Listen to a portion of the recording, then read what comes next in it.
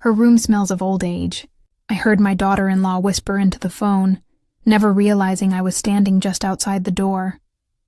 Those words pierced through me, sharp and cold, leaving me frozen in place.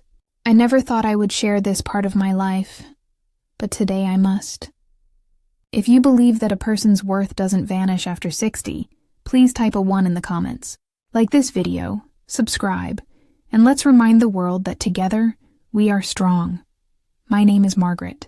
I am 79 years old, and this is the story of how the very people I loved, raised, and supported made me feel like an outsider in my own son's home, and in this world.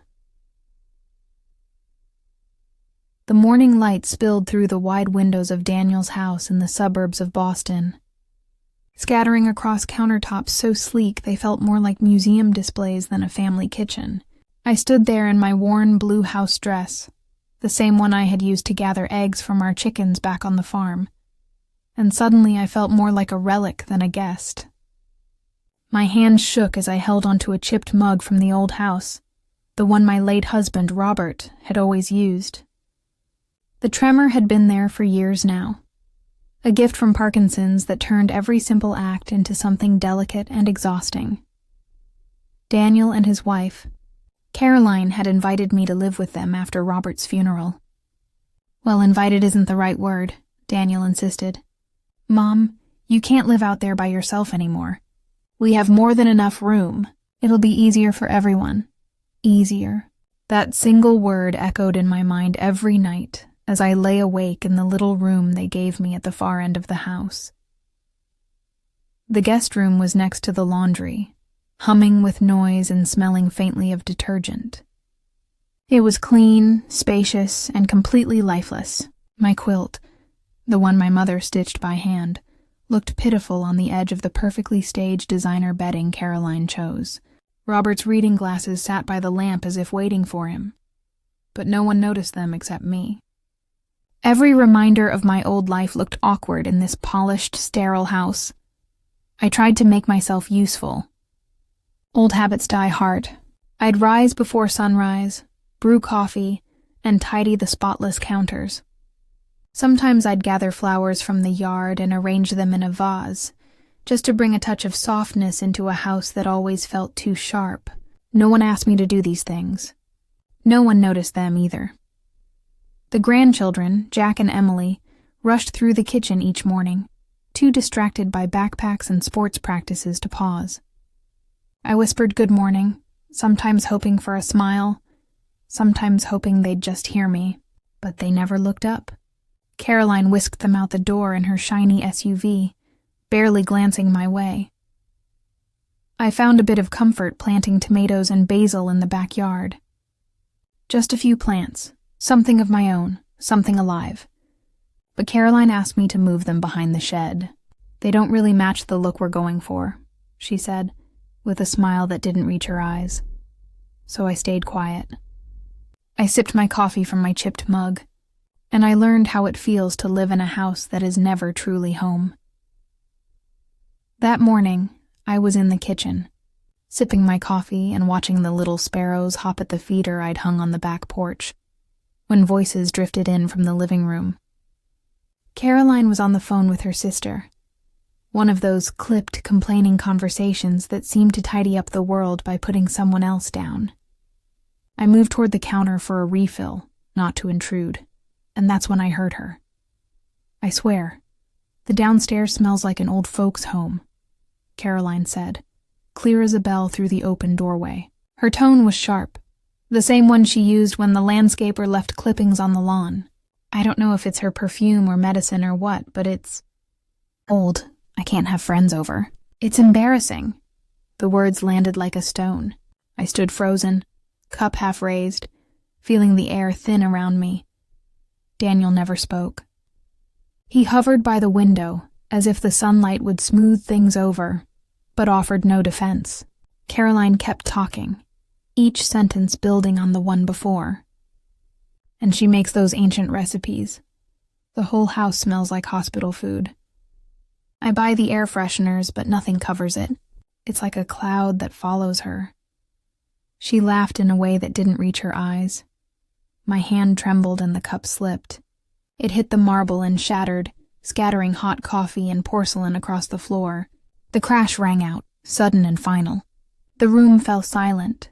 Then Caroline's voice stopped mid-sentence. I knelt slowly, my knees stiff and protesting, and started gathering the pieces by hand.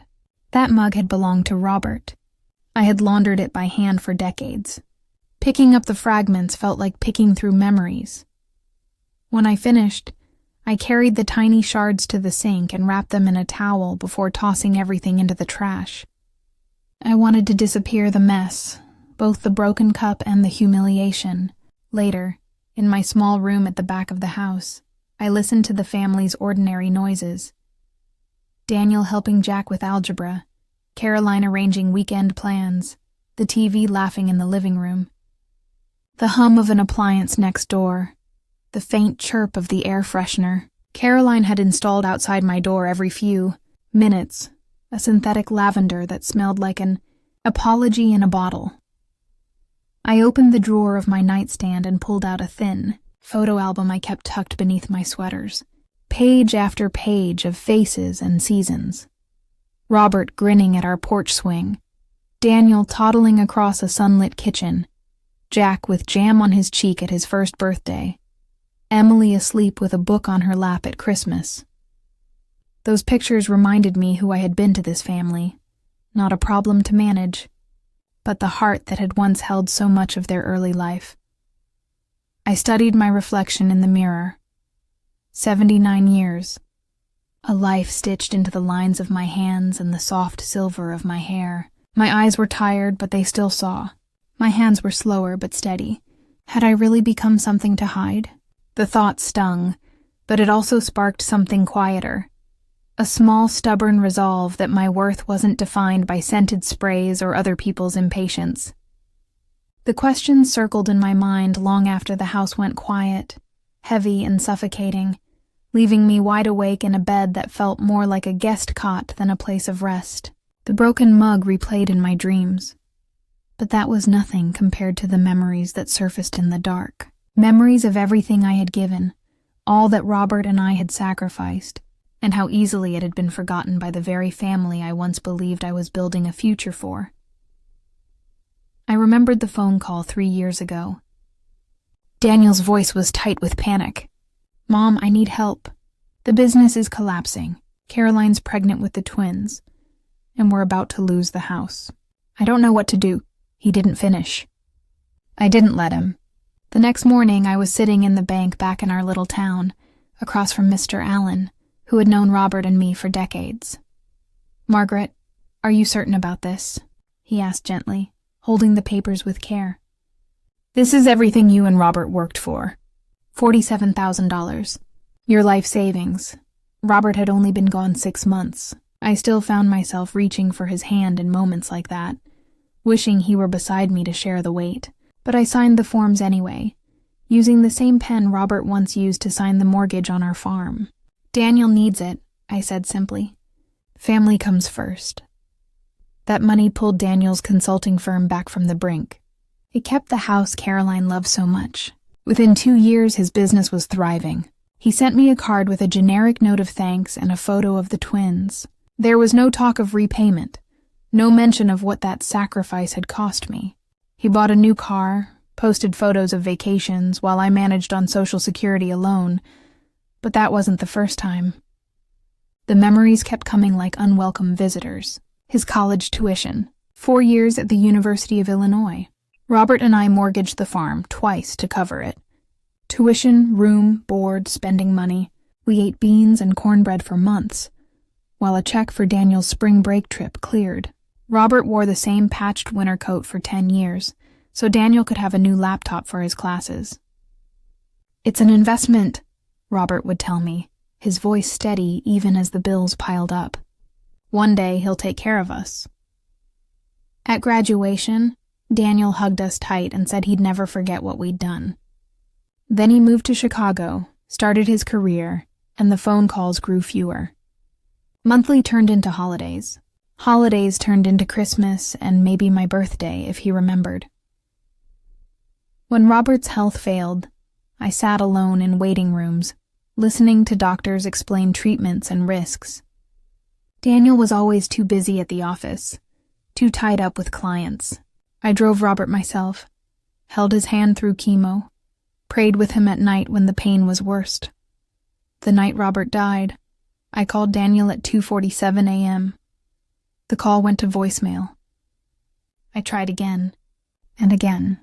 Finally, Caroline answered on the fourth ring, her voice groggy and impatient. "Margaret, it's the middle of the night." "What is it?" "Robert is gone," I whispered. The words nearly broke me.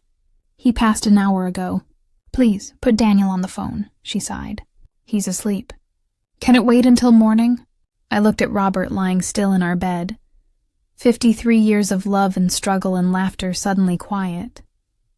My chest ached as I held the phone, listening to Caroline's indifference on the other end. "No," I said softly. "It can't wait." Daniel arrived 2 days after Robert's funeral. He stayed just long enough for the service, and a short talk about what he called next steps. We stood together in the kitchen where I had cooked him breakfast every day of his childhood, where I had packed his lunches and listened to his stories about teachers and ball games. Now he looked around the room as if he were appraising it for a listing. "Mom, this place is too much for you," he said, not quite meeting my eyes. "The roof leaks, the plumbing's ancient, and what if you slipped one day and nobody found you? It's just not safe. Caroline and I have plenty of space, and it would be so nice for the kids to have their grandmother close by." His words had a polished kindness, but the tone was flat, practiced. Jack was 14 now, always off at practices and tournaments, while Emily, 12, filled her days with lessons and camps that cost more than Robert and I had ever spent on groceries in a month. Neither seemed eager for more time with me. I left behind everything I knew. The farm where Robert and I built our life. The garden where I spent every spring morning. Neighbors who had known me for 40 years. And the church choir I'd sung with since I was a teenager. In exchange, I became a guest in my own son's home, tucked away at the edge of their lives. And still, I kept giving. When Emily mentioned piano lessons, I used my grocery money to cover her first month. When Jack needed new cleats, I pulled from the little emergency fund I had hidden in my dresser. When Caroline sighed about the cost of summer camp, I slipped her the difference without being asked. Each time I told myself this was what grandmothers do. Last month, when Caroline hosted her book club, she asked if I could maybe stay in my room for the evening so the ladies could have their space. For 3 hours I listened to laughter spilling through the walls, smelled the catered food I wasn't invited to share, and felt the quiet ache of being treated like a family embarrassment. The hardest part wasn't the money, or even the loneliness. It was realizing I had taught them how to treat me. Every time I agreed when I wanted to refuse, every time I smiled while my heart broke, every time I made myself smaller so they could be comfortable, I showed them that my needs didn't matter, that my love came with no conditions, no expectations of respect. Robert used to tell me I was too generous, too trusting. "Maggie, you can't save everyone," he'd say, when I lent money that never came back or signed up for yet another church committee. Sometimes people have to save themselves. I thought family was different. I thought the love we gave would always come back, that the sacrifices would be remembered. That old age would mean being cherished instead of tolerated. As the first light slipped through the curtains of my basement room, I heard the sounds of life upstairs, the coffee grinder, footsteps across the marble, Caroline's voice barking reminders to hurry. Familiar sounds, but none of them included me. I reached for the Bible Robert had given me on our first Christmas. The pages were soft, filled with decades of underlined verses. My eyes landed on a passage I had marked long ago during another hard season. Be wise as serpents and harmless as doves. For 79 years I had been the dove. Perhaps it was time I learned from the serpent. A soft knock came at my door. Caroline's voice, sweet in a way that only meant she wanted something, floated through. Margaret? Caroline's knock came just as I had finished my morning reading. When I opened the door, she was standing there in her spotless yoga clothes, hair pulled back tight, smiling like someone rehearsing for a commercial. "I hope I didn't wake you," she said, though the clatter of coffee mugs and Jack's sneakers pounding across the floor had been echoing for half an hour already. "I just wanted to ask you about Emily's piano competition. The entry fee is, well, it's quite a lot with everything else we've got going on." Her words drifted off, leaving the request to hover between us. I looked at her polished earrings, her manicure, the designer top that probably cost more than my monthly grocery bill. Before I even thought it through, I heard myself say, "Of course. How much do you need?" Her relief came so quickly it stung. She thanked me with that smile that never touched her eyes. Later, when the house grew quiet again, the words replayed in my mind until they felt like a bruise I couldn't stop pressing. "Am I being used?" That question stayed with me. It followed me as I folded laundry, as I cooked dinners no one really noticed, as I lay awake at night staring at shadows on the ceiling. I began to see things I had once brushed aside. How Caroline suddenly softened her tone whenever money was tight. How Daniel called me Mom with a warmth he rarely used, except when a favor was attached. How Jack only acknowledged me when he needed a ride, and how Emily's thanks were mumbled without a glance. The morning after Caroline's request, I baked blueberry muffins before the sun was up, using the last of the good vanilla Robert had brought back years ago from a trip. I placed them on the counter just as Emily shuffled in, phone in hand, eyes glued to her screen. "Good morning, sweetheart," I said. She looked up for a blink, grabbed a muffin, took 2 bites, then shoved it into her backpack. "I'm going to be late," she muttered, and she was gone. No hug, no smile. No thought that I had been up since dawn trying to bring a bit of joy to her morning. I stood there with the dish towel in my hand, remembering when I used to rock her to sleep, when her tiny hand clutched mine as she learned to walk. Now, I felt more like background furniture than family. That afternoon, while dusting the desk in my room, I spotted a few pages that must have slipped down from the stack Daniel kept there. I bent to gather them and froze. My name was on the first page. It was a copy of my will, the one I had updated after Robert passed. But this copy was not as I remembered it. Notes were scribbled in the margins in Daniel's handwriting, figures, calculations. Farm sale, $340,000. Insurance, $50,000. Savings, about $8,000. Total, $398,000. At the bottom, in Caroline's handwriting, were the words, "minus what we've already loaned." Still substantial. Loaned. The money I had given freely, without condition, was being tallied as if it were some business transaction. No mention of the sacrifices, no acknowledgement of love, just numbers on a page. Stapled to the back were printouts of nursing home costs. Several were circled, with notes about Medicare coverage and how my assets could be spent down first. I sat there, my hands shaking, staring at the evidence of how my life had been reduced to a balance sheet. For years I had told myself that giving was love, that patience was strength, that my quiet presence was enough. But now I saw the truth. To them I wasn't a mother or a grandmother. I was a resource to be managed, an account to be emptied, a problem to be solved. And for the first time in my 79 years, I realized I didn't have to let it stay that way. They weren't merely waiting for me to pass on. They had been planning around it, as if my life were an account to be balanced. I sat down on the little chair by the window, the papers trembling in my lap, and felt my stomach drop. The room tilted as the full weight of what I'd discovered settled in. Every kindness I had offered had been counted, every gift treated like an investment, every tender word catalogued as future profit. Daniel's warmth had been a calculation. Caroline's smiles had been line items. The truth felt like a roof caving in. That evening I sat at the table while they ate, as if I were a stranger in a portrait. Daniel sliced the roast while talking about a new client. Caroline nodded and laughed at the part she liked. Jack and Emily were half present, thumbs scrolling across screens beneath the table. "You've been quiet tonight, Mom," Daniel said, trying on concern like a well-fitted coat. "Everything all right?" I looked at the son I had raised, the boy I had brought soup to when he was sick, the teenager I drove to baseball practice, and saw a man who had learned how to make numbers matter more than people.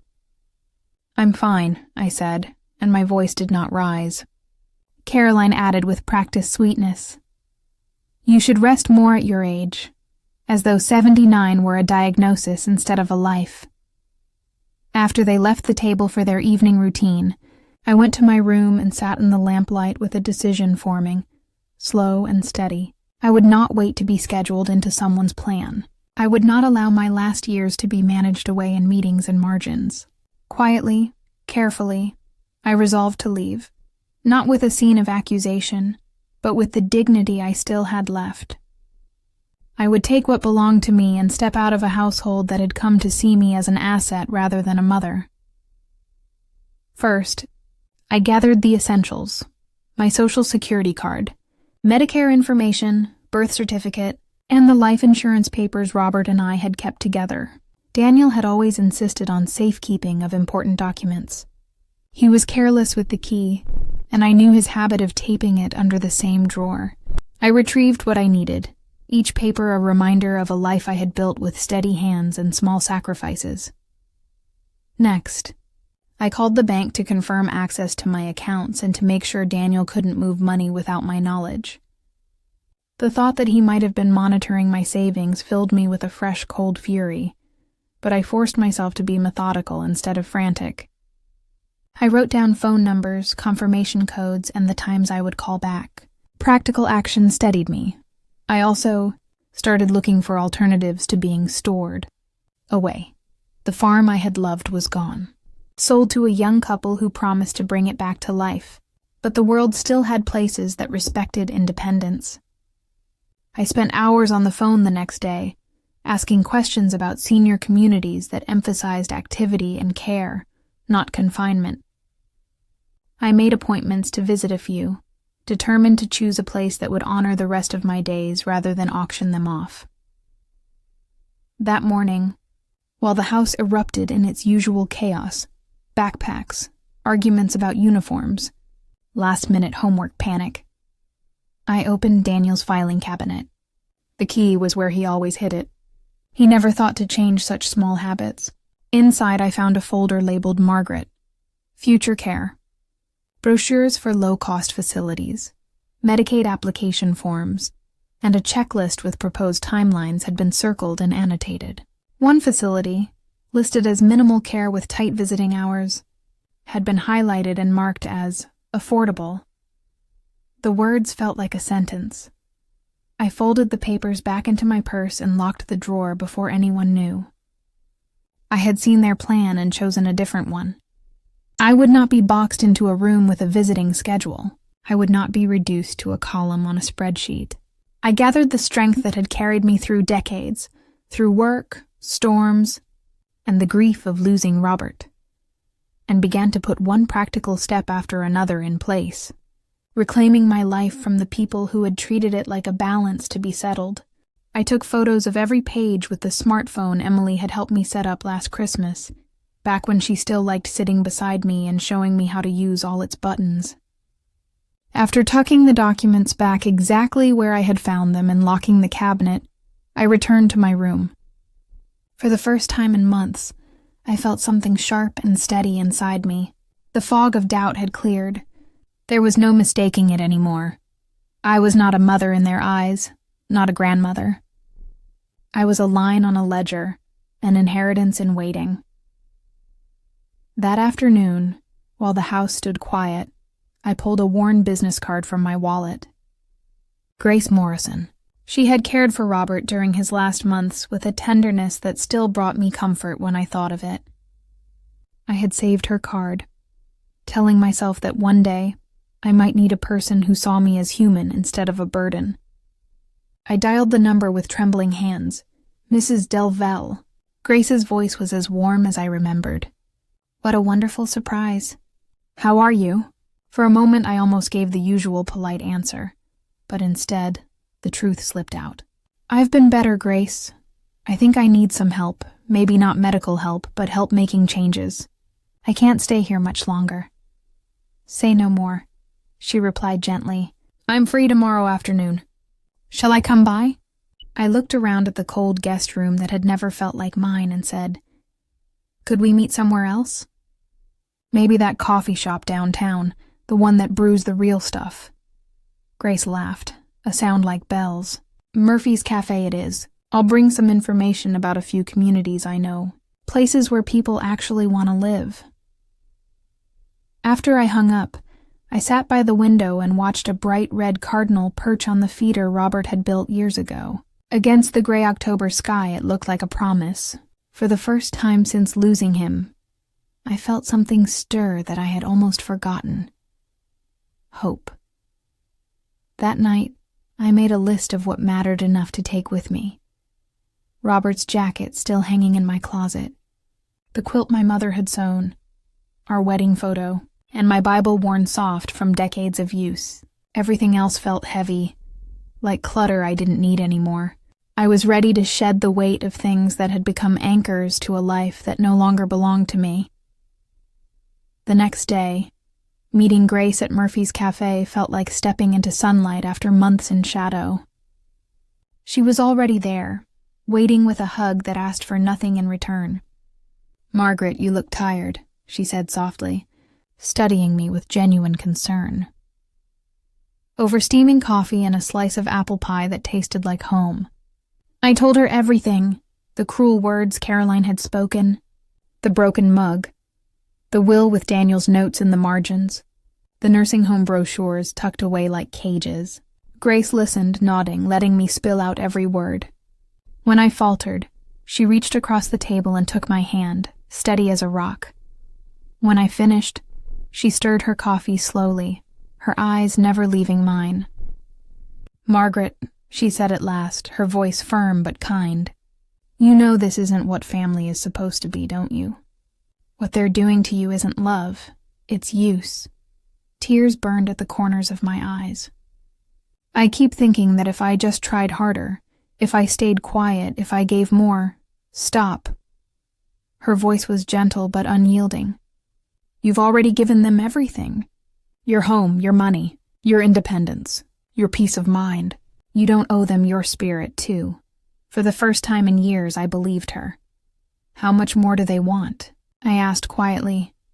Your soul, Grace said, her voice gentle but firm. Then she slid a folder across the table.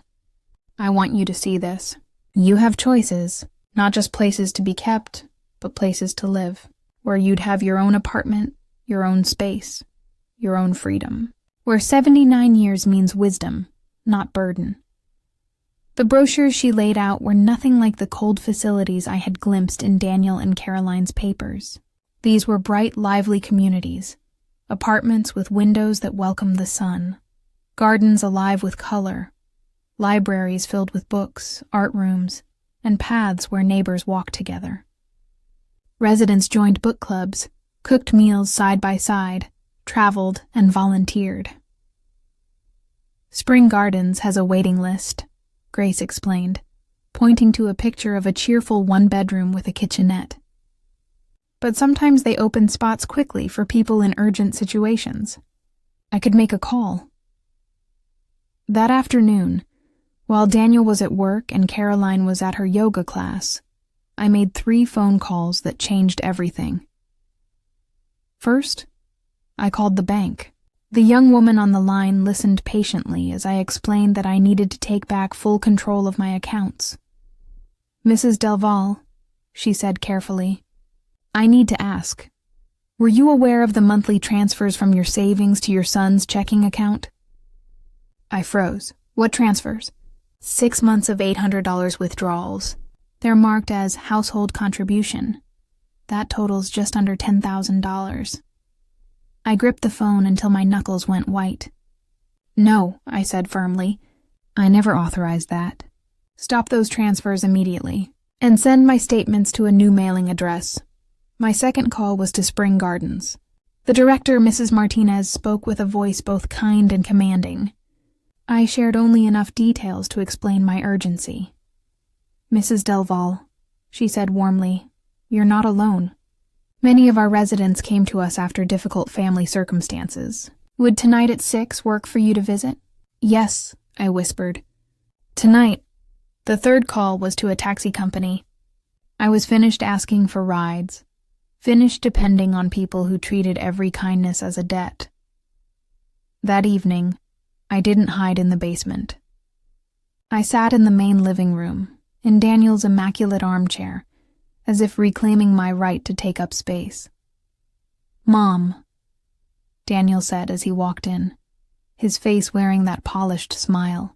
"Good to see you upstairs. How was your day? Caroline said you went out." "Yes," I replied evenly. "I had errands." Caroline stepped in, dressed in one of her effortless outfits that cost more than a month of my groceries. "Errands? You should have asked me for a ride." "I took a taxi," I said simply.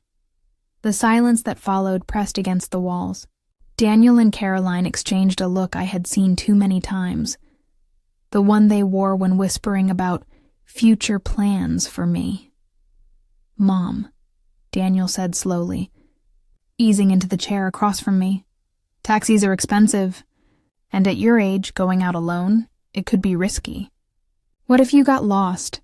"I'm 79, not senile," I answered, surprising even myself with the firmness of my voice.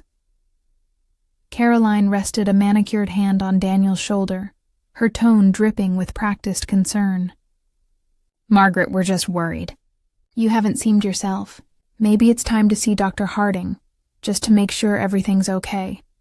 And there it was, the gentle push, the quiet suggestion that my growing independence wasn't strength but decline. But this time, I didn't doubt myself. I knew exactly what they were doing. If I began asserting myself, if I started making decisions for my own life, then apparently something had to be wrong with me. That was the unspoken rule in Daniel and Caroline's house. "I'm fine," I said, my voice steady, better than I've felt in months. Daniel studied me carefully. "You seem different. Are you upset about something?" His tone carried the polished warmth of a son pretending concern. Caroline leaned closer, her face arranged into worry.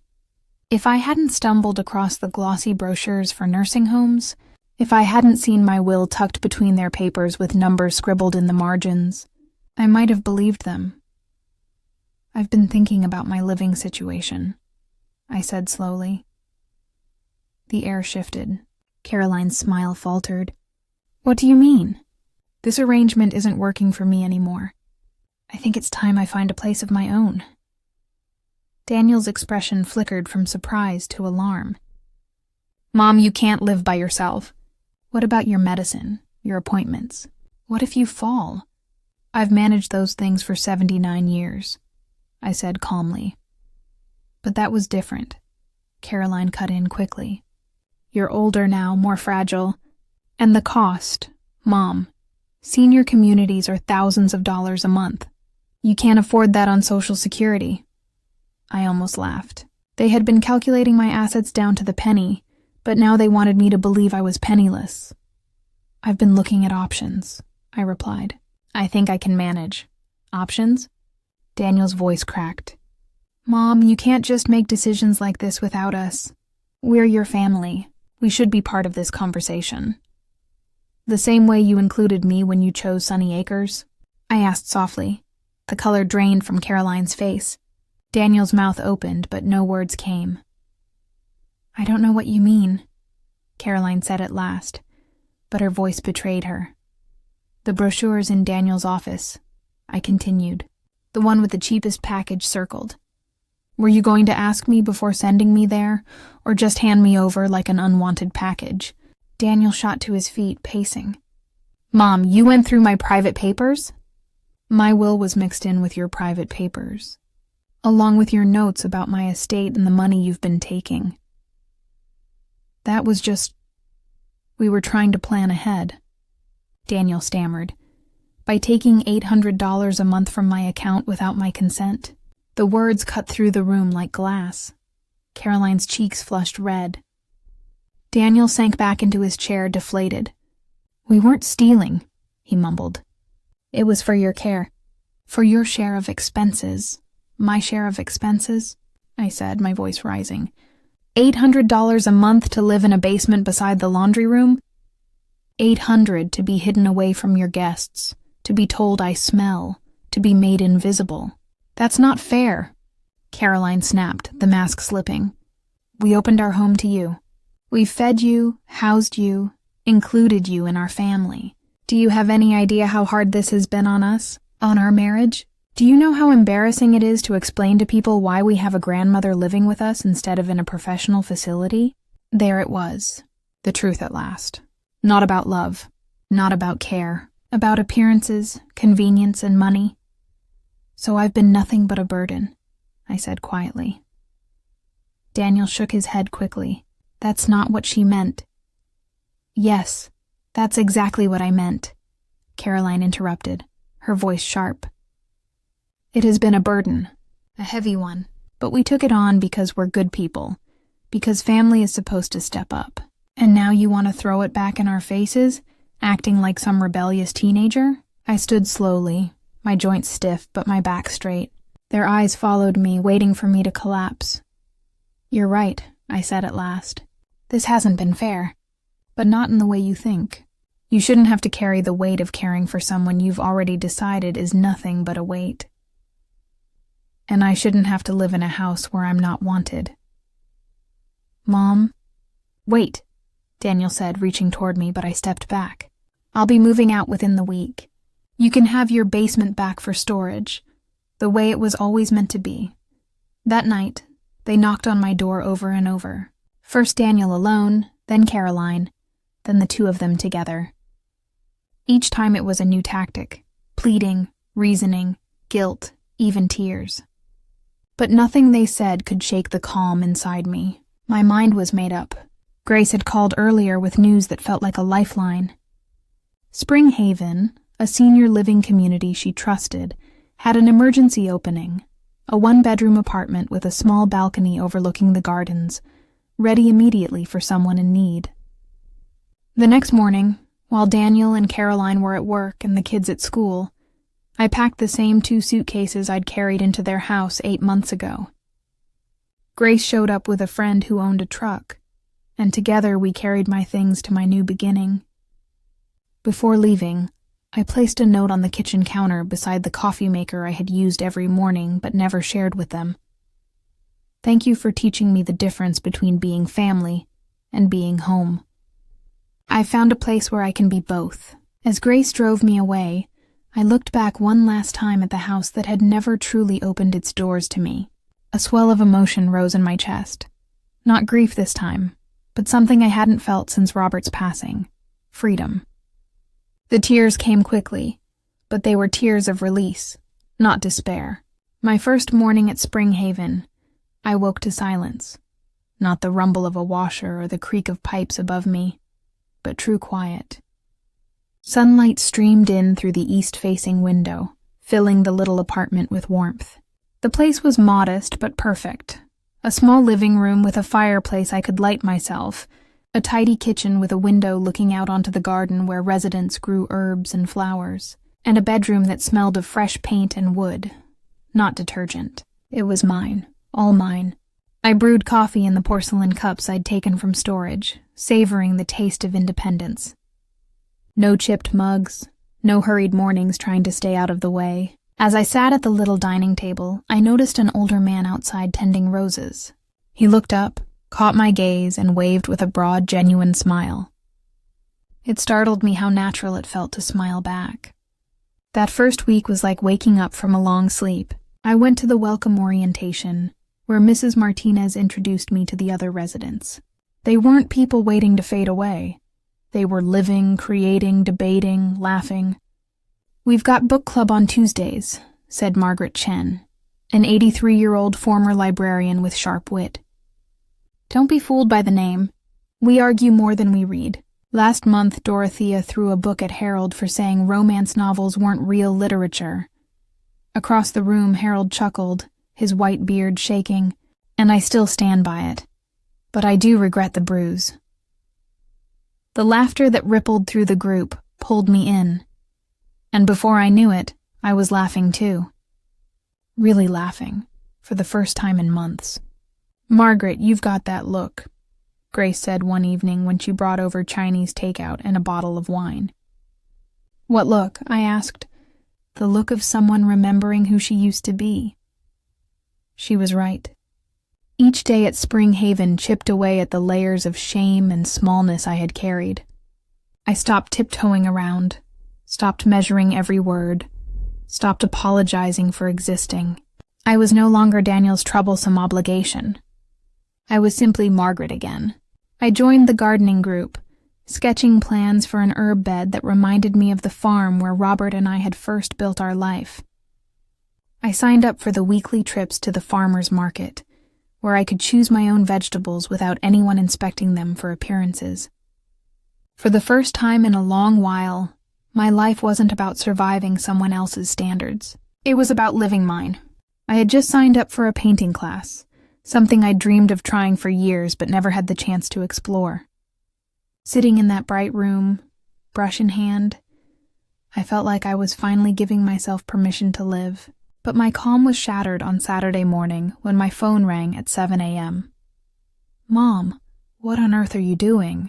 Daniel's voice was sharp, filled with panic. "Good morning to you too, Daniel," I replied, settling back into my armchair that caught the best of the morning sun. "Don't good morning me. You disappeared. You left a note like you were running away instead of talking to us." "I did try to talk to you," I said evenly. "But you responded by questioning my sanity and suggesting I needed a doctor." "We were worried about you. Mom, you're making rash choices. Moving into some facility without letting us check it out first, without thinking through the financial impact." "The financial impact for whom, Daniel?" There was silence on the line. "I'm comfortable here," I continued. "I have my own space, independence, and people who enjoy my company." "Why does that upset you?"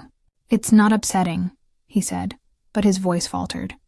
"It's just, Mom, how much is this place costing you? If you drain your savings on some fancy retirement setup, what will be left? For emergencies or for later?" And there it was.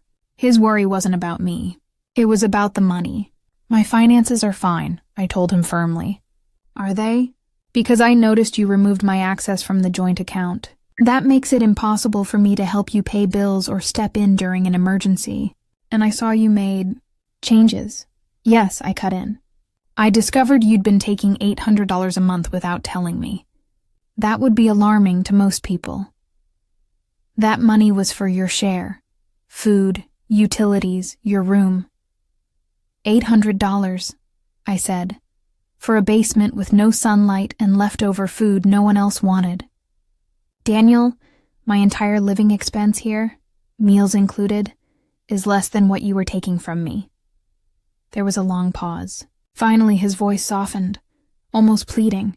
"Mom, I know we weren't perfect. Caroline and I got stressed. We didn't always handle things right. But leaving like this isn't the answer. Please come back. We'll do better. This is my home now," I told him quietly. "That's not your home," he argued. "Your home is with your family, your son and your grandchildren who love you." "Do they?" I asked. Because Jack barely looked up from his phone when I spoke. "Emily treated me like I was invisible. You hid me from your social life. And Caroline, she told people I smelled." "You were listening to private conversations in my own house," he snapped. "Yes, in what I thought was my home. But it turns out I was just a tenant paying rent I didn't even know about." There was another pause, and I heard Caroline's voice in the background, sharp and insistent. "Mom," Daniel said finally, "the kids miss you. They've been asking when you're coming home." It was a lie, and we both knew it. But the fact that he would use Jack and Emily as leverage told me just how desperate they had become. "If Jack and Emily want to see me, they're welcome to visit," I said firmly. "I'm not hiding from them, but I won't be taken for granted again." "Visit? You're only 20 minutes away," he argued. "We can't just—" "No, Daniel," I interrupted. "It means you'd have to make an effort. Something you never did when I lived under your roof." That afternoon, Caroline called. Her tone was different, softer, drenched in guilt and tears. "Margaret, I'm so sorry," she cried into the phone. "I haven't been the daughter-in-law you deserved. I've said awful things. I've been selfish and thoughtless. Please, please come home. The children are heartbroken. Jack keeps asking where Grandma went, and Emily cries at night, thinking she drove you away." If it had been true, perhaps it might have reached her. Months ago, Margaret would have rushed back, drowning in guilt at the thought of hurting her grandchildren, but living at Willow Creek had opened her eyes. She had met other grandparents there who maintained strong, loving bonds with their grandchildren without sacrificing their own peace or identity. "Caroline," she said calmly, "if Jack and Emily want a relationship with me, my arms and heart are open. But it has to be built on love and respect, not money or chores." "That's unfair," Caroline replied quickly. "We never expected you to buy their love, didn't you? Then why did every conversation about spending time with the children involve piano lessons, soccer gear, camp fees, or registration costs? When was the last time anyone spent time with me simply because they enjoyed it?" The silence stretched. Caroline's voice finally returned, soft but hollow. "We do enjoy your company." "I hope someday that will be true," Margaret answered gently. "But for now, I need to build a life where my worth isn't tied to what I can provide." The following Monday, as she was watering the little herb pots on her patio, there was a knock at the door. Margaret peered through the peephole and saw Emily, nervously shifting her backpack straps. "Hi, Grandma," Emily said, eyes downcast. "Mom dropped me off. You live here now, I do. Would you like to come in?" Emily stepped inside, glancing around like she was entering a new world. Her gaze lingered on the small living room, the sunlit kitchen with yellow curtains, and the framed photographs on the mantel. "It's nice," she said at last. "It smells like cookies. And flowers." Margaret's lips curved into a smile. "I made snickerdoodles yesterday. Want some?" Emily's eyes lit up. "Those are my favorite." I remember. They sat together at the little dining table, sunlight pouring in. Emily ate 3 cookies with a glass of milk, her small hands cradling the cup as if it were something special. "Grandma?" she asked suddenly. "Are you mad at us?" The honesty in the question caught Margaret off guard. She took a slow breath. "I'm not mad, sweetheart. I'm sad sometimes, but I'm also hopeful." "Why sad?" Emily's voice was soft. "Because when I lived at your house, I felt invisible, like no one wanted to hear what I thought or felt." Emily frowned, considering. "I saw you, but Mom said not to bother you, that you were always tired and needed rest." The word stung. Margaret realized Caroline hadn't just kept her hidden from neighbors. She'd even shaped how the children saw her. "Oh, Emily," she said, her throat tight. "I was never too tired for you. I would have loved to hear about school, your friends, anything at all. I wanted that more than you know." Emily's eyes shimmered. "Really?" "Really." For the next hour, Margaret listened as Emily spoke about school projects, her best friend, and her dream of becoming a veterinarian. She was bright, thoughtful, and kind, the very person Margaret had always known she could be, if only given the space to connect. When Caroline's car pulled up, Emily hugged her tightly. "Can I come back next week?" she whispered. "Anytime, sweetheart," Margaret replied softly. "But only if you want to, not because someone tells you to." Emily nodded, her backpack bouncing as she walked toward the car. Margaret stood in the doorway, her heart fuller than it had been in years. Later, as the sun dipped below the horizon, painting the sky in warm colors, Margaret felt something stir deep inside. For the first time since Robert's passing, she wasn't merely surviving, she was living. That evening, the phone rang. Daniel's name flashed on the screen. Margaret let it buzz, poured herself a glass of wine, and stepped outside to watch the last streaks of gold fade into twilight.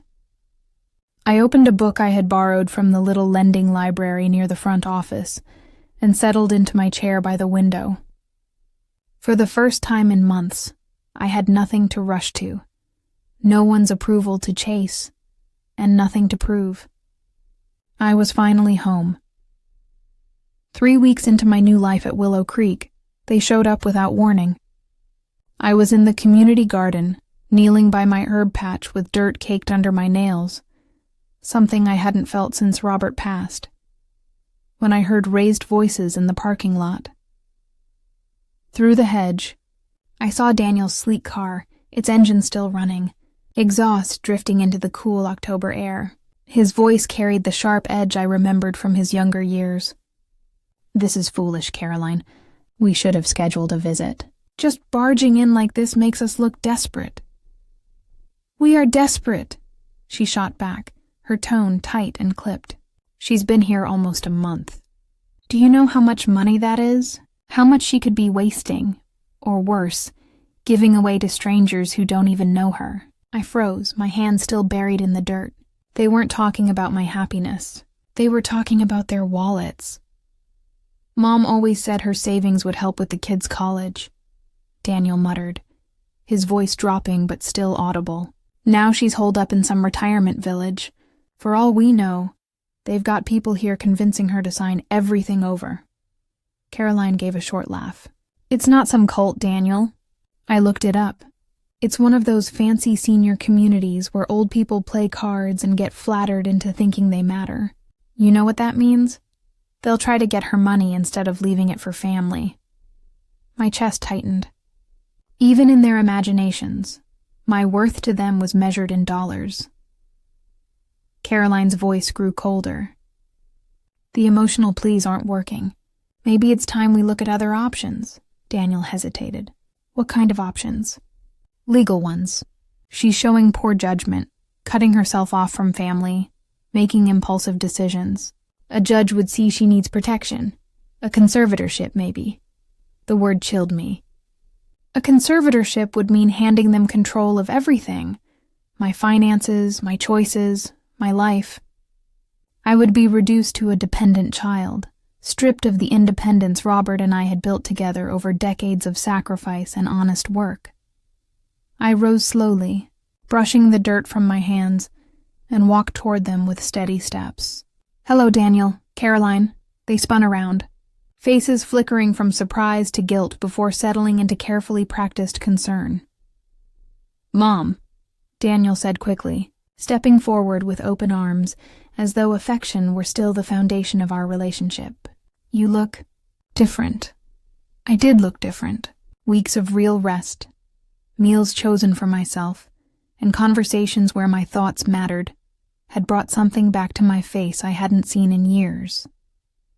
"What brings you here?" I asked evenly. "We wanted to see where you're living," Carolyn said, her eyes darting around the manicured lawns and tidy buildings like she was appraising them. "Make sure you're safe." "I am safe," I replied calmly. "Would you like a tour?" They exchanged a glance I had come to recognize over the years. An unspoken agreement, a reminder of their shared agenda. "That would be great," Daniel said with practiced warmth. "We've been worried about whether this place can really meet your needs." "My needs," I repeated, letting the words hang in the air, as if being treated with respect and dignity at my age were some extraordinary requirement. I led them through the community center, where neighbors gathered in cheerful clusters. Margaret from the lending library was leading a book discussion in her booming voice. Harold was at the piano filling the air with old jazz tunes, and Dorothy sang along with the unpolished joy of someone who never let time steal her spirit. As we walked, I kept my head high. For the first time in years, I wasn't the one on trial. They were. The art room was alive with quiet focus, brushes moving across canvases, clay spinning into shape, and laughter breaking out here and there. No one here treated creativity as a frivolous pastime. It was living, breathing proof that age didn't erase talent or curiosity. "It's very busy," Caroline said, her eyes following an older man as he demonstrated a pottery technique to a group of women who were clearly enjoying themselves. "Doesn't all this constant activity wear you out?" "On the contrary," I answered. "It gives me energy. For the first time in a long while, I feel like I'm truly living instead of just existing." Daniel was less impressed. His eyes darted around the room, sharp and assessing, like an inspector on a job site. He asked about security systems, medical staff, and emergency procedures. Under normal circumstances, I might have been touched by his concern. But after overhearing his talk in the parking lot about controlling my life through legal means, the questions rang hollow. When we reached my apartment, they stepped inside as if entering enemy ground. Caroline looked around critically, her gaze landing on the small space I had carefully made my own. "It's smaller than I expected," she said. "It's perfect for me," I replied. "I don't need a lot of space, just enough room to be myself." Daniel dropped into my armchair without being asked. "But don't you miss having family around? Isn't it lonely being here with strangers? These strangers have become friends faster than I thought possible. And I see Emily every week. She comes because she wants to, not because anyone tells her she has to." Caroline's tone shifted into one I knew too well, the tone she used before setting down an ultimatum. "We've been talking, and we think Emily's visits should be more structured, more supervised, just so she doesn't feel pressured into entertaining you."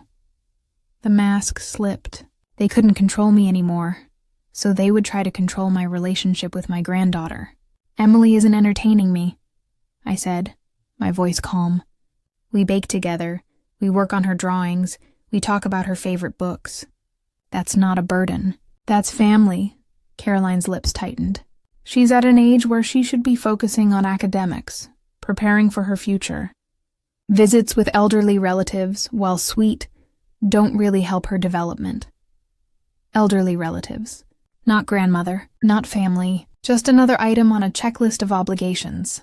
"I see," I said, moving into the kitchen to make tea. My hands were steady despite the storm building inside me. "And what about Jack? Does he also need protection from time with his grandmother?" "Jack's just being a teenager," Daniel said, taking the cup I handed him. "Boys his age don't really want to spend time with their grandmothers. It's nothing personal." Everything about this was personal. I poured tea into porcelain cups I had brought from storage, my grandmother's cups with faded roses that had survived war, loss, and countless family gatherings. Using them here every day had become my quiet rebellion against a world that treated both heirlooms and people as disposable when no longer convenient. "Mom," Daniel began, leaning forward with the carefully serious expression I had seen him use in business discussions. "We need to have an honest talk about your future. This place is nice, sure, but it's expensive. At this rate, you'll run through your savings in just a few years." "My finances are stable," I said evenly. "Are they? Because from what I see, you're paying premium rates for things you don't need. Wouldn't it be smarter to move back home? We could take care of you for free." "Free?" I repeated, the word tasting bitter. "You mean the $800 a month you were taking from my account without permission? Or the cost of being treated like a burden every single day? That's not free, Daniel." Caroline jumped in, her tone softer now, almost pleading. "We know mistakes were made before, but we've learned from them. We can do better." I looked straight at them, my voice steady. 5 minutes ago, in the parking lot, you were discussing having me declared unfit so you could take control of my life. The silence that followed was heavier than any argument. Daniel's face went ashen. Caroline's carefully blended makeup couldn't mask the flush of shame that crawled down her neck. "You were eavesdropping," Caroline snapped at last, voice tight with indignant outrage. "I was gardening," I said calmly. "You were holding a very public conversation in a parking lot." "Margaret, a conservatorship isn't about control," Daniel said, his tone measured but defensive. "It's about protecting you from people who might take advantage of your trusting nature. People like the person who's been withdrawing $800 a month from my account?" I replied, "That's not protection. That's theft. You justified it as household expenses, but you never asked me. Now you complain when I take steps to secure my own finances." Daniel's pacing accelerated. He stopped at the window and looked out over the garden I'd been tending, voice rising. "You're becoming paranoid. You're suspicious of your family. These people here are filling your head with ideas about independence you don't need." "My reality," I said, meeting his eyes, "is that I am healthier and more content than I've been since Robert died. My feelings are mine, and I don't have to apologize for them." Caroline joined him at the window, scanning the grounds like someone assessing property. "Please," she said, soft now, the tone she used when she wanted the children to settle down. "We're not your enemies. We love you." "Then show it," I answered. "Prove it." They exchanged a look, bewildered as if I'd asked them to perform algebra. "You don't need to prove love," Daniel said finally. "You either feel it or you don't." "Love is shown," I corrected. "By actions, by choices, by priorities." I walked into the bedroom and came back with a manila folder. I set it on the coffee table between us like a verdict. "These are copies of my bank statements showing unauthorized withdrawals. These are photos of brochures for nursing homes with your notes on costs. These are copies of my will with your calculations of my estate. The documents lay there, clear and cold. This is what love looks like to you," I continued. "Financial planning around my death, taking my money without permission, making decisions about where I should live without asking me." Daniel opened his mouth, then closed it. "You're taking this out of context," he began. "No, Daniel. I'm finally seeing the context." I swallowed the tremor in my throat and steadied my voice. "You don't love me for me. You love what my life will provide you later. You don't want me in your everyday life. You want control over my assets." I rose and walked to the front door, holding it open. "I think it's time you left." "We're not done talking," Daniel protested. "We are," I said. "Either we have a relationship built on mutual respect and real care, or we don't. You can't have both." Caroline gathered her coat, voice sharp as she folded it over her arm. "You'll regret this," she warned. "If you fall ill and you've pushed everyone away, you'll be alone." "I've spent months on a different kind of hospital bed," I replied quietly.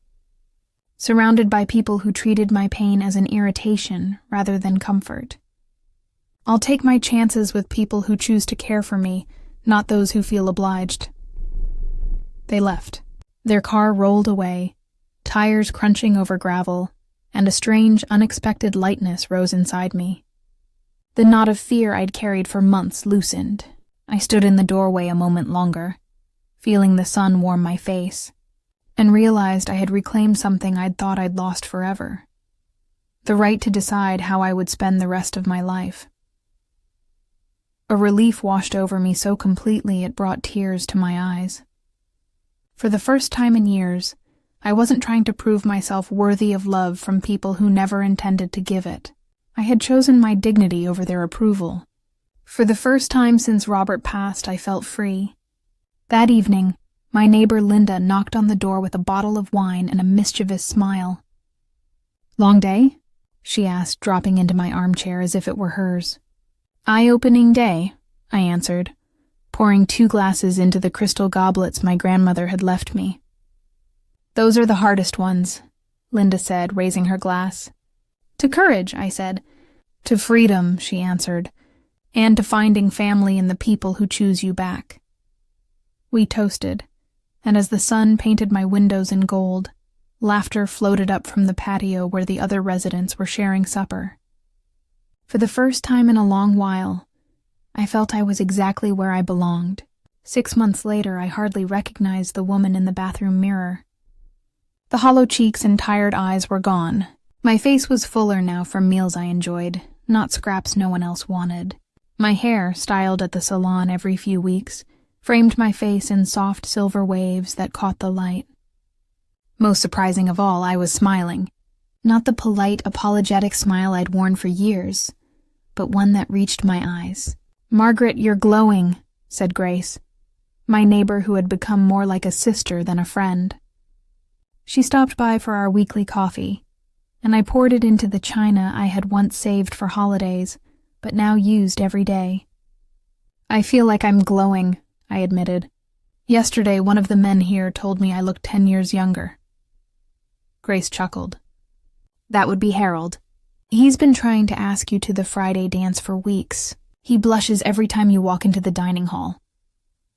I laughed, but my cheeks warmed. At 79, I was rediscovering what it felt like to be noticed. Not as a burden, but as a woman. "Don't be silly. We're just friends." "Friends who garden together, eat every meal side by side, and walk after dinner until half the lights in the building are out," she teased. "When was the last time you let a man court you?" The question caught me. Robert had been the love of my life for 53 years, and I had assumed romance ended with his passing. But Harold's gentle gestures, the ripest tomatoes saved from the garden, the wild flowers left at my door, stirred feelings I thought I'd buried forever. "I wouldn't know how anymore," I confessed. "I've been a wife, a mother, and for too long a burden. I've forgotten how to just be Margaret." "Then it's time to remember," Grace said firmly. That afternoon, I did something I hadn't done in decades. I bought a new dress. Not something practical and sturdy, but a royal blue dress with tiny pearl buttons that made me feel graceful again. The young woman at the boutique treated me like I was preparing for something special. "This color makes your eyes sparkle," she said, smoothing the fabric.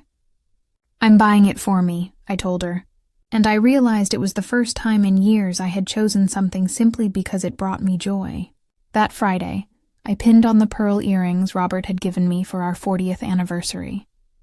In my new dress, I walked into the community hall where Harold was playing the piano, and couples swayed to songs we'd all grown up with. I had sat on the sidelines before, convincing myself I was too old, too rusty, too widowed.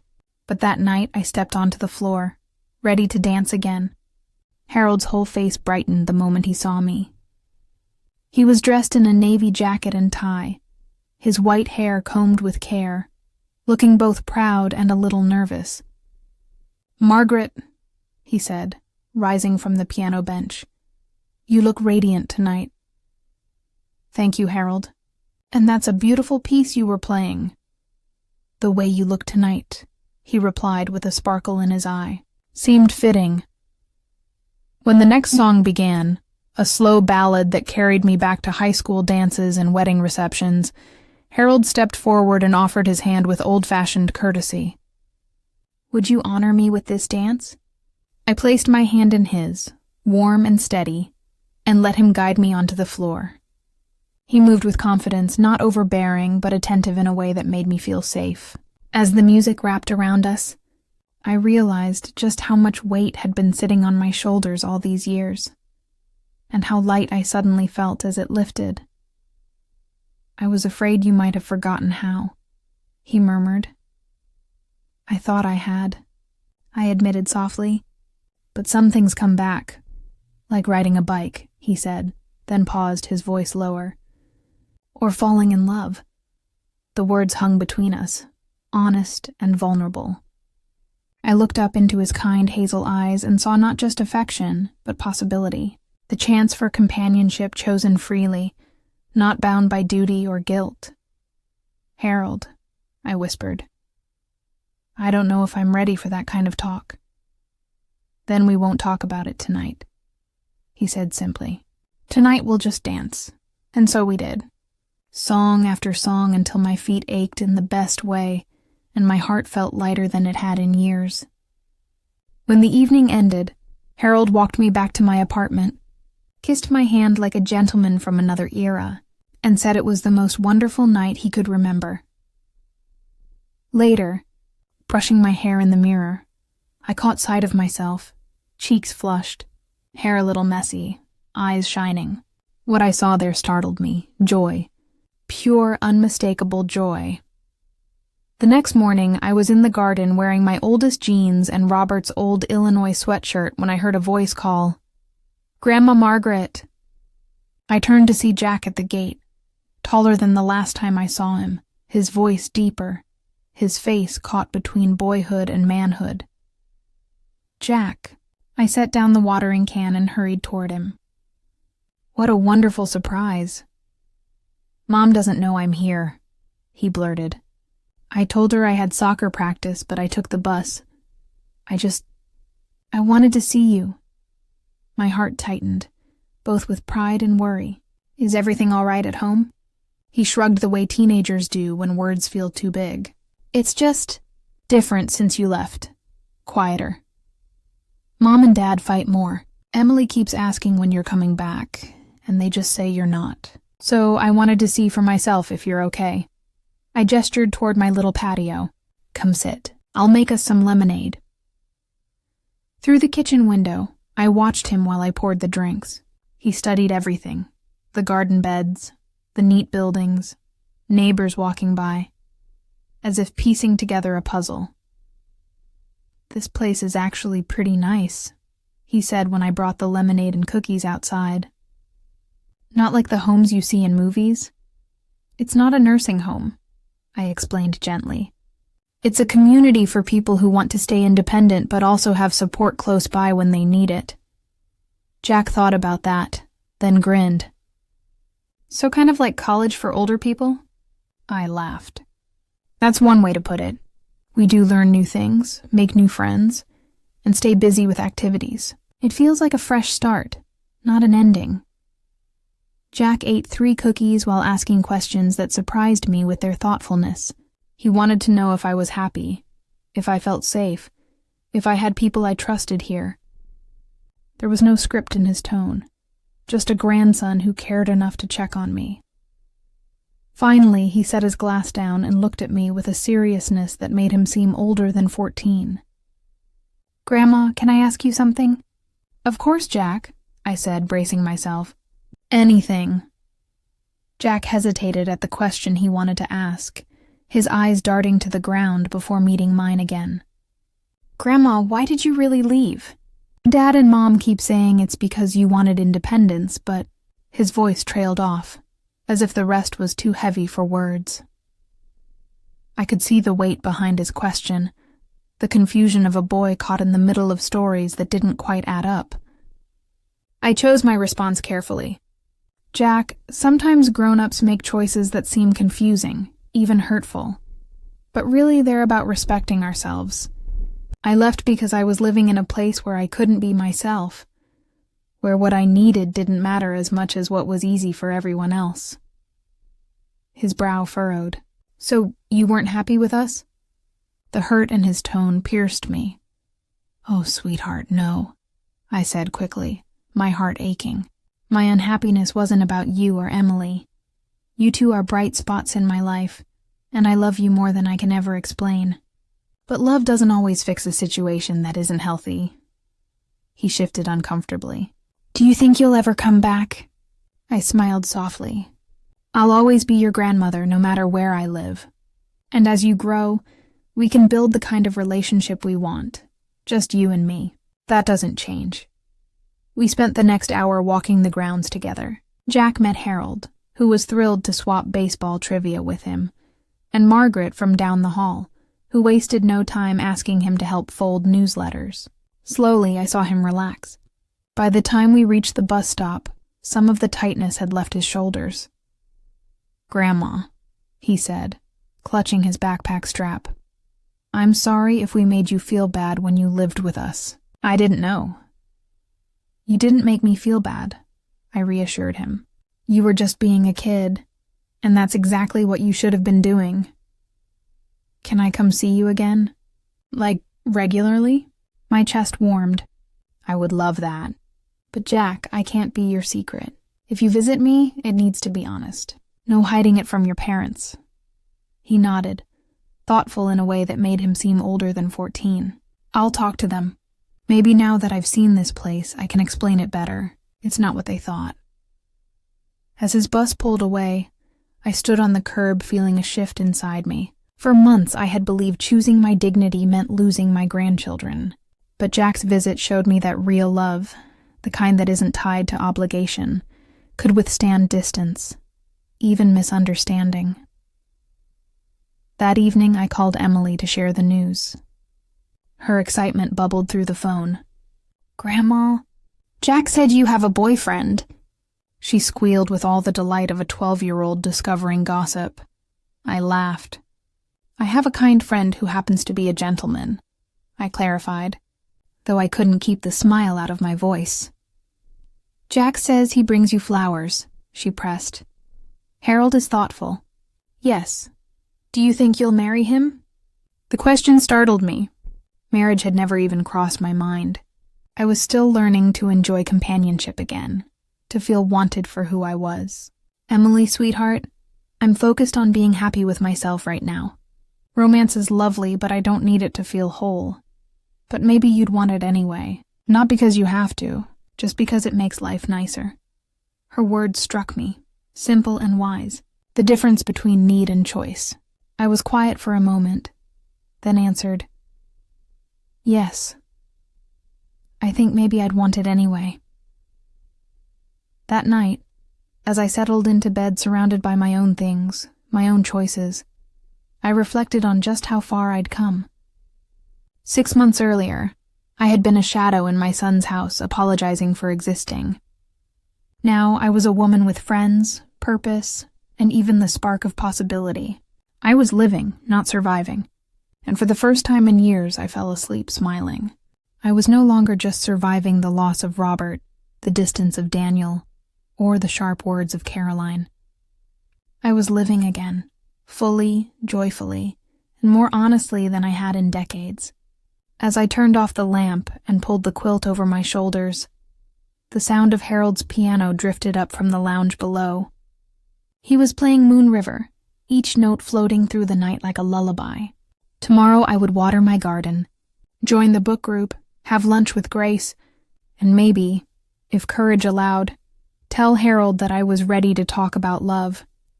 Not the desperate kind that fills a void, but the steady kind that grows by choice. Tomorrow, I would keep blooming. A year later, I sat in my garden on a crisp October morning, watching the sunrise spread soft shades of pink and gold across the sky. The colors reminded me of the watercolor class I'd started last month. My hands, once unsteady from worry and age, were firm as I wrapped them around my coffee mug, the same chipped one Robert used for years.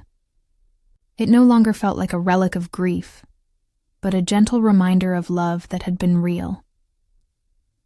Beside me, Harold sat in the chair he had brought from his apartment when we decided to share our morning coffee ritual. We rarely spoke much during these early hours. Silence between us had become its own language. He read the newspaper while I listened to the birds. It was enough simply to know we were together, both of us choosing to be here. "A penny for your thoughts," Harold said, lowering the paper. His smile was soft, the kind that still sent a flutter through me I thought I had outgrown. "I'm thinking about time," I said, how I once believed I had wasted it, and how much I actually still have. He folded the newspaper and leaned closer. At 82, Harold had learned that when someone wanted to talk about time, you listened. When Robert died, I thought my story was over, I admitted. Watching a cardinal land on the feeder we'd hung together in spring, I thought I was just waiting for the end, depending on family who treated me like a burden instead of a blessing. But now I see. I mistook the end of a chapter for the end of the book. Harold reached for my hand, our fingers twining together as naturally as breathing. We weren't married and maybe never would be, but what we had was real, a partnership built on respect, shared laughter, and the rare gift of choosing each other every day. "Your story isn't finished," he said with a grin. "You might be getting to the best part," and he was right. This past year had been the most fulfilling of my life, not despite my age, but because of the wisdom it had brought me. I had learned the difference between solitude and loneliness, between relatives and true family, between enduring life and truly living it. Last month, Daniel called. Not Caroline. She still hadn't spoken to me since the day I left her house. But Daniel's voice carried something I hadn't heard in years. Genuine concern. "Mom, how are you really?" he asked. "I'm wonderful," I told him honestly. "Better than I've been in a long time. Jack and Emily say I seem happier, and they're right. I'm living the life I choose, not the one others expect me to settle for." There was a pause. Then Daniel said quietly, "Mom, I've been thinking about the way things were. I made mistakes. I let myself focus on your money instead of your feelings. I let Caroline convince me that controlling your life was the same as caring for you." It wasn't a perfect apology, Daniel still couldn't name all the hurt, but it was more than I had ever thought I'd... "Here, Daniel," I said, steady but gentle. "I don't need you to take care of me. I never did. What I needed was your love freely given. I needed to be valued for who I am, not for what I could provide." There was another pause, this one longer. "Can we try again?" he asked at last. "Not to go back to what we had, but to build something new?" I had considered this possibility many times over the past year. And sitting in my garden, Harold's hand still in mine, I finally felt ready to answer. The answer came easier than I expected. "Yes, but only if you can accept me as I am now, not as the convenient mother or grandmother you once wanted me to be. I will not move back into your house. I will not pretend to be fragile so you can feel needed, and I will not apologize for building a life that belongs to me." Daniel was quiet for a long moment before saying, "Okay, I think I can do that." "Then we'll see," I told him. Because relationships are proven by actions, not by words. Since then, we've met for coffee a couple of times. The conversations are awkward, sometimes stilted, but honest in a way they never used to be. Daniel is slowly realizing that I am far more interesting as an independent woman than I ever was when I lived in his house as a dependent parent. I, in turn, am learning to see him not as the flawless son I once imagined, but as a complicated man with his own shortcomings and regrets. It's progress, slow but real. Jack now visits me every other weekend. Openly this time, no secrets. He's become my personal tech helper, teaching me how to use the tablet I bought for my digital art classes and for video calls with Grace, my friend who spends half the year visiting her own grandchildren. Emily comes about once a month. Together, we're putting together a cookbook, her favorite recipes from my old cards, updated for modern kitchens and carefully written down so they won't be lost when I'm gone. One afternoon, as she sifted through a pile of recipe cards, Emily looked up at me, her brow furrowed with hesitation. "Grandma, can I ask you something? I don't want to hurt your feelings." "Ask away, sweetheart. I'm stronger than I look." "When you lived with us, were you pretending to be happy? Because I remember you smiled a lot, but now I know what you look like when you're really happy, and it's different." Her question stopped me cold. It was honest, insightful, the kind of truth only a child can voice. "Yes, Emily," I said softly. "I was pretending. I thought if I smiled enough, if I asked for little, if I stayed useful, people would want me around instead of just tolerating me. That's sad." It was. But you know what? Learning to stop pretending was one of the best things I ever did. Now when I smile, it's real. She nodded, wise beyond her years. "I like the real you better, Grandma." At 79, I was finally getting to know that real version of myself too. Harold and I finished our coffee as the community stirred to life. Margarita bustled by with her bundle of newsletters, calling out a reminder about the movie night. Dorothy waved from her balcony, hanging laundry in quiet defiance of the rules, her small rebellion that no one bothered to correct. The Johnsons walked hand in hand down the path, still inseparable after 60 years of marriage. This was my world now. Ordinary, maybe, but genuine. A place where I wasn't defined by what I could give, but valued for simply being myself. A place where age meant wisdom gathered, not expiration looming.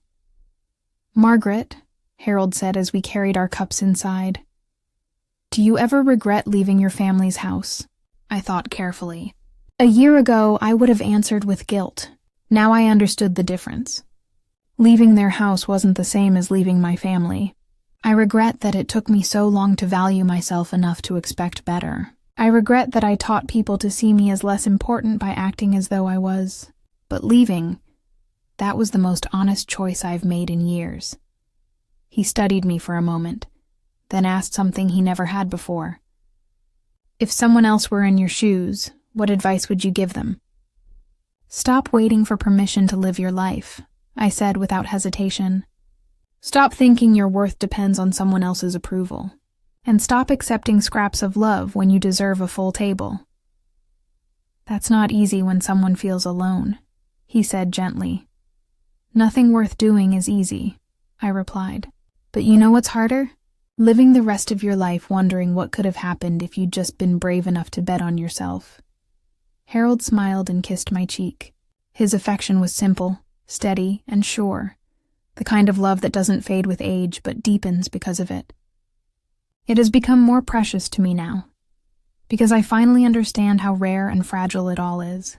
As I move through my morning, watercolor class at 10, lunch with Grace at noon, book club at 3, and dinner with Harold at 6, I marvel at how full my days have become. Not full of obligations I resent, but with choices I make because they bring me joy. Tonight, Harold and I will go to the monthly dance in the community hall. Last week, I treated myself to a new dress. A rich emerald green that makes my eyes shine and reminds me I'm still a woman who can feel beautiful. We'll dance to the music we once loved in our youth, surrounded by friends who cheer for our happiness instead of resenting it. Tomorrow, I'll meet with my lawyer to update my will, not because Daniel or Caroline are pressuring me, but because I want to take control of what I leave behind. Grace will receive a gift for all she has meant to me. The community where I now live will receive a donation to its scholarship program, helping others afford this kind of supportive independence. Jack and Emily will each inherit something modest when they turn 30, old enough to appreciate the value rather than expect it. The rest will go to organizations that support seniors in transition, people like I was a year ago, lost and needing help to remember my own worth. This evening, as I stand before the mirror preparing for the dance, I finally see a woman I know and respect. My hair, silver and styled with care, frames a face lined by time but glowing with peace. My eyes sparkle with anticipation for whatever lies ahead. I am 79 years old. I am strong, independent, loved because people choose to love me, not because they have to. And I am happier than I have been since I was a young woman exploring the world with Robert. I am not waiting for life to be over. I am learning at last how to live. And if anyone listening to my story feels unseen, unwanted, or taken for granted, I hope you will hear me clearly. It is never too late to begin again. It is never too late to choose yourself. It is never too late to stop settling for less than you deserve. You are worth more than scraps of attention. You deserve more than being tolerated by people who claim to love you. The question is, do you believe it enough to act on it? Because if you do, your best chapter might still be waiting to be written. Have you ever felt invisible in your own family? Or do you know someone who has lived through something like this? Share your thoughts below. And if this story touched your heart, please like and subscribe so that it might reach someone else who needs to be reminded of their worth.